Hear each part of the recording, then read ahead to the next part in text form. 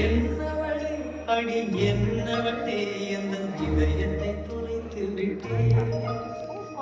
எந்த இடம் அது தொலைந்த இடம் அந்த இடத்தையும் மறந்து விட்டேன். உந்தன் கால் முரசில் அது தொலைந்ததென்று உந்தன் காலடி தேடி வந்தேன்.